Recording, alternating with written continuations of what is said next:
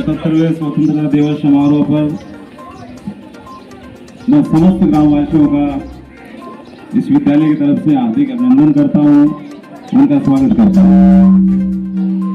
मंच पर विराजमान आज के समारोह के अध्यक्ष श्री बलबीर सिंह जी, मुख्य अतिथि महोदय श्री विक्रम सिंह जी और हमारे लिए समस्त परम सम्मानीय विशिष्ट अतिथिगण, समस्त ग्रामवासी, माता बहनें और प्यारे बच्चे,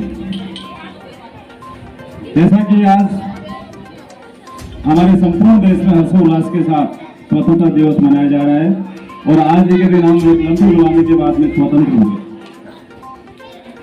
ये किसी भी देश के लिए बहुत बड़ी बात होती है। लंबी गुलामी के बाद में वो विश्व के मानचित्र पर एक स्वतंत्र देश के रूप में स्थापित होते हैं। तो हमारे लिए भी एक बहुत ही गौरव का क्षण है कि आज हम पूरी तरह से स्वतंत्र। हमारे जो विभाग है, सरकार, उनका भी निर्देश है कि हमारे जो संविधान की प्रस्तावना है उसका वाचन होना चाहिए, साथ ही हमारे जो मौलिक कर्तव्य है उनका वाचन भी होना चाहिए। तो उसी क्रम में आज हमने संविधान की प्रस्तावना और जो मौलिक कर्तव्य उसका वाचन किया। हमारे संपूर्ण संविधान का जो सार है वो संविधान की प्रस्तावना उद्देशिका में समाहित हो जाता है। इसमें हमारे अधिकारों की बात भी है और हमारे न्याय की बात भी। दूसरा अगर पक्ष हम देखें मौलिक कर्तव्यों का, वो हमें ये याद दिलाते हैं कि अधिकारों के साथ साथ हमें क्या करना चाहिए। और इसमें एक नया जो मौलिक कर्तव्य जो जोड़ा गया है कि सभी 6 से 14 वर्ष के बच्चे हैं, उन सभी माता पिताओं, उनके जो अभिभावक हैं, उनकी ड्यूटी है कि वे अपने बच्चों को शिक्षा दिलाएं। तो अधिकारों के साथ साथ ही कर्तव्य चलते हैं। मैं लंबी बात यहाँ पे नहीं कहूँगा। मुझे इस बात की बड़ी खुशी है कि अब की बार जो अभिभावक हैं वो बहुत ही सक्रिय दिखाई दिए, बहुत ही महत्वपूर्ण उनका योगदान रहा और अब की बार हमारा जो नामांकन है वो निरंतर प्रगति में रहा। तो मैं इसके लिए अभिभावकों को बहुत ही धन्यवाद देना चाहूँगा, उनका स्वागत करना चाहूँगा, क्योंकि हमारे जो आसपास के विद्यालय उनमें बहुत बड़ी समस्या है। सभी ये लोग बोलते हैं कि हमारे जो विद्यालय उनके नामांकन बहुत कम होते जा रहे हैं, लेकिन एक हमारा ऐसा विद्यालय है जिसका नामांकन कम नहीं है। पिछले वर्ष जो बच्चे थे लगभग उतने बच्चों से ज्यादा बच्चे होने की गुंजाइश है। 50 बच्चों के आसपास हमारे जो विद्यार्थी थे वो दूसरे विद्यालय में चले गए या 12वीं पास करके चले गए। तो उनकी पूर्ति करना इस समय एक बहुत बड़ी चुनौती होती है, लेकिन आप सभी अभिभावकों के सहयोग से, आप सभी की मदद से ये जो चुनौती है वो हमारे लिए बहुत एक सामान्य स्थिति बनेगी। तो मैं चाहूंगा कि सभी अभिभावकों के लिए एक बार जोरदार तालियां हो जाए। अभिमान साहब बता रहे थे अभिभावकों की बात क्या है, हमारा बच्चा कहाँ पढ़ रहा है, क्या कर रहा है। तो मैं ये मानता हूँ कि बहुत अच्छी स्थिति है और ये इस समय जो उरिका के अभिभावक हैं वो बहुत अच्छे तरीके से अपने कर्तव्य का निर्वहन कर रहे हैं। मेरे पास भी फोन आते हैं, टीचर्स के पास भी फोन आते हैं, स्कूल में भी आते हैं कि बच्चे का गृह कार्य चेक हुआ कि नहीं हुआ, कितना क्या पढ़ाया जा रहा है। तो इससे अच्छी बात मैं नहीं मानता, बहुत सुखद बात। जिस प्रकार से हमारे अभिभावक सक्रिय हुए, जागरूक हुए हैं, ये इस विद्यालय के लिए अच्छा है और उनके जो बच्चे हैं उनके भविष्य के लिए बहुत बढ़िया है। अभी चंद्रबाबू ने बात कही, मैं बिल्कुल पूरी तरह से सहमत हूं कि शिक्षा के साथ साथ संस्कार है वो बहुत ही महत्वपूर्ण होते हैं। और संस्कार के लिए किसी किताब की आवश्यकता नहीं होती, संस्कार कहीं भी लिए जा सकते हैं। तो मेरा इन बच्चों से भी निवेदन रहेगा और मैं बार बार इनको टोकता भी हूँ कि आप संस्कारित बने। शिक्षित तो हो जाओगे लेकिन संस्कार हो बहुत आवश्यक।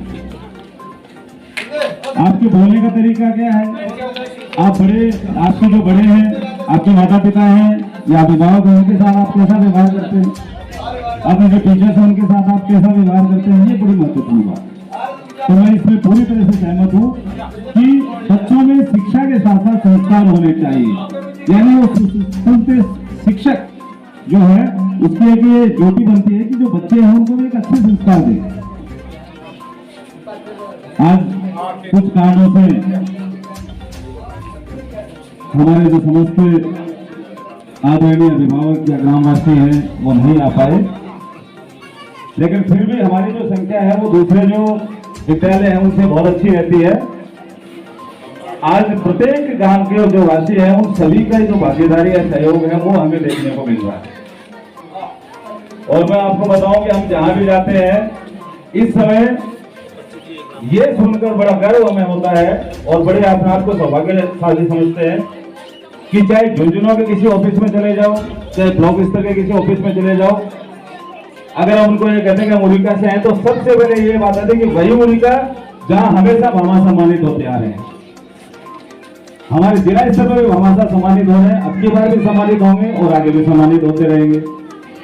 तो आज आप लोगों के सहयोग से, आप लोगों की जो दानशीलता है, उन सभी की बदौलत आज हमारे इस विद्यालय का, इस गांव का जो नाम है वो जिले के हर ऑफिस में देखा जा सकता है। और शिक्षा विभाग में तो आप देखेंगे किसी भी ऑफिस में चले जाओ तो हम अपने आप को बहुत ही सौभाग्यशाली समझते हैं और साथ ही हमें बड़ा गर्व होता है कि हम ऐसे विद्यालय में सेवाएं दे रहे हैं।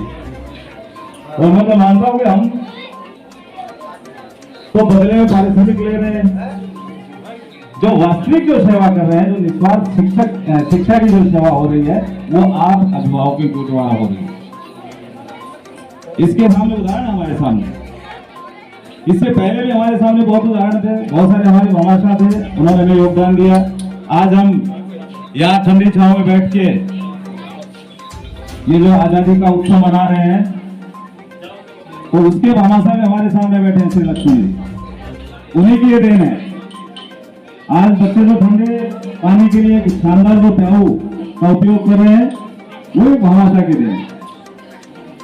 आज लगभग 7 लाख रुपए लगकर एक कक्ष का निर्माण हुआ है बच्चों के लिए, वो एक भामाशाह की देन। और आप देखेंगे कि ये जो भामाशाह है ज्यादातर हमारे प्रवासी हैं, यानी दूसरी जगह प्रवास कर रहे हैं, लेकिन फिर भी उनको एक चिंता है और उनका सामाजिक सरोकार है कि हमारा जो गांव है उसके बच्चों को सारी सुविधाएं मिले। अगर हम देखें तो हमारे विद्यालय में जितनी भी भौतिक सुख सुविधाएं होनी चाहिए वो सारी सुविधाएं उपलब्ध प्रयासरत है। अगर विज्ञान संकाय यहाँ पर आ जाए तो ये बच्चों के लिए बहुत अच्छा है, क्योंकि विज्ञान पढ़ने के लिए सूरजगढ़ से पहले कोई जगह नहीं हमारे पास और एक मोटी रकम भी अदा करनी पड़ती है। तो अगर ये हो जाता है तो नामांकन भी बढ़ेगा और जो बच्चे हैं उनको भी बहुत अधिक इसमें लाभ होगा। जो अभिभावक है उनको ऊपर भी अनावश्यक भार नहीं पड़ेगा। ये सारी चीजें हैं वो आप सभी के प्रयासों से संभव है और प्रयासरत है भी। एक बार आपको जानकारी दे दूं कि आप लोगों के सहयोग से आपका जो सहयोग हमें मिला है विद्यालय को, लगभग 2 महीने पहले हमने 80,000 रुपए इस 4 दीवारी की मरम्मत के लिए जमा करवाए, तो उसकी प्रशासनिक स्वीकृति आ चुकी है और हमें कुल 2 लाख रुपए मिले हैं। तो जैसे वित्तीय स्वीकृति आ जाएगी, ये सामने की जो 4 दीवारी है उस 4 दीवारी का निर्माण कार्य शुरू हो जाएगा। ये भी आप सभी लोगों के सहयोग से संभव हुआ, आप लोगों की जो राशि है उसी से ये संभव हुआ। जो बच्चे जिन्होंने बहुत अच्छे परिणाम दिए उनको भी संपूर्ण विद्यालय परिवार की तरफ से बहुत बहुत साधुवाद, बहुत बहुत शुभकामनाएं। और हमें चाहेंगे जो रिकॉर्ड है वो टूटते रहे। आने वाले जो बच्चे हैं वो एक नया आयाम स्थापित करें। एक विचार हमारे मन में आया कि इन छोटे छोटे बच्चों के लिए एक मेस जैसी जो जगह है उसकी स्थापना हो जाए। टीन शेड जो है वो एक बन जाए यहाँ पर, ताकि रसोई घर के पास ही उनको खाने की सुविधा उपलब्ध हो जाए। तो उसके लिए भी हम प्रयासरत हैं और आप लोगों का जो सहयोग है उसके लिए भी हम पूरी तरह आशावान है कि जिस प्रकार से आप सहयोग करते रहे वैसे आप सहयोग करेंगे। जो भामाशाह उनके साथ साथ जो सरकार होगी इन बच्चों के लिए काफी प्रयास करे, जो विभाग है वो काफी प्रयास कर रहा है। उदाहरण के लिए मैं आपको बताऊं, यहाँ बहुत सारे ऐसे बच्चे हैं जिनको ट्रांसपोर्ट वाउचर के रूप में राशि मिल चुकी है।